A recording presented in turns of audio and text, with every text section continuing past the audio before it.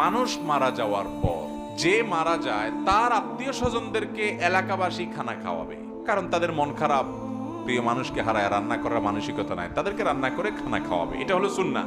এটা হলো কি? আর এলাকাবাসী যে মারা গেছে তার ছেলে মেয়ের কাছে, তার পরিবারের লোকদের কাছে 7 দিনা 3 দিনা 40 দিনা নাম দিয়া বিভিন্ন রকমের জিয়াফত খাওয়া, এটা হলো বিদআত। এটা হলো কি? বিদআত। বাংলাদেশের সবচেয়ে বড় বেদাত এটা। এর চেয়ে বড় বেদাত বাংলাদেশে নাই। মানে এই বেদাত ঘরে ঘরে জায়গায় জায়গায়। এই বেদাত মানুষ ইচ্ছায় করে অনিচ্ছায় করে, কারণ না করলে বলে কি ছেলে রেখে গেছে, কারোর একটু হাতও ধোয়াইলো না। এরকম ছোট লোক আছে না নাই? এগুলো না জায়েজ কথা। আরে ভাই, মানুষ খাওয়ায় হলো খুশি হলে। মানুষ খাওয়ায় কখন? বিয়ে করছেন, নতুন বউ ঘরে আসছে, খুশির ছোট অলিমা খাওয়ান। আল্লাহ একটা নতুন বাচ্চা দিছে, এজন্য খুশি হয়ে আকিকা খাওয়ান।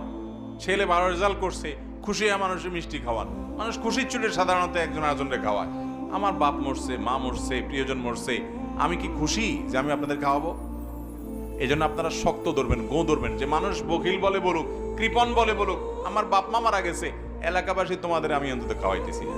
যদি বাপ মার পক্ষ থেকে দান করতে হয় তো গরিবরে 1 বস্তা চাল কিনে দেন, একদিনে বাজার করে দেন, 2টা মাছ কিনে দেন, তাদেরকে 2 কেজি গোশত কিনে দেন, এক বেলার খাবার কিনে দেন, তাদেরকে সহযোগিতা করেন।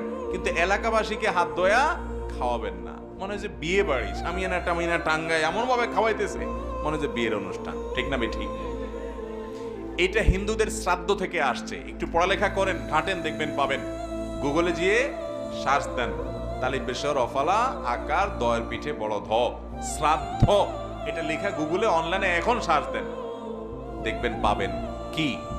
হিন্দু ধর্ম মতে কোন মানুষ মারা গেলে ওই মৃত মানুষের তরফ থেকে আত্মীয় স্বজনরা যদি লোকজনকে না খাওয়ায়, তাহলে তারা মনে করে ওই লোক স্বর্গে খাওয়ান পায় না, এজন্য খাওয়ান লাগে। ওই জিনিস তাদের মধ্যে আছে, তাদের ধর্ম তারা পালন করুক, তাদের ব্যাপার। কিন্তু আমরা মুসলমানরা তাদেরটার অনুকরণ করতে পারি না, এটা মূর্খতা। নবী করিম সাল্লাল্লাহু আলাইহি সাল্লাম মারা যাওয়ার পরে সাহাবারা কত কষ্ট পাইছেন বলেন। ওনারা মদিনাতে কয়টা গরু কয়টা উট জবাই করে মানুষ খাওয়াইছেন, খবর বাইর করে। এটা জাল হাদিস বাইর করেন তো পান কিনা? পাবেন না। ওমর রাদিয়াল্লাহু মারা গেছেন, আবু বকর মারা গেছেন, সাহাবীরা সিনিয়র মারা গেছেন, আম্মা জান আয়েশা মারা গেছেন, রিদওয়ানুল্লাহি তাআলা আজমাইন। কই সাহাবীরা কেউ জিয়াফত করছেন? দেখেন তো দেখি। এটা মুসলমানদের কালচার না, কিন্তু এটা বুঝান যায় না মানুষকে।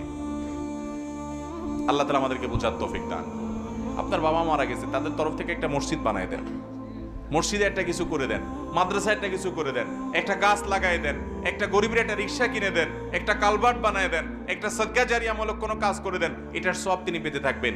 এই অযথা 3 দিন 40 দিন দিন ঠিক করে, ক্ষণ ঠিক করে মানুষ ডেকে জিয়াফত খাওয়াবেন, শ্রাদ্ধ অনুষ্ঠান অনুসরণ করে, এতে সওয়াব হবে না, বরং কি হবে? গুনাহ হবে।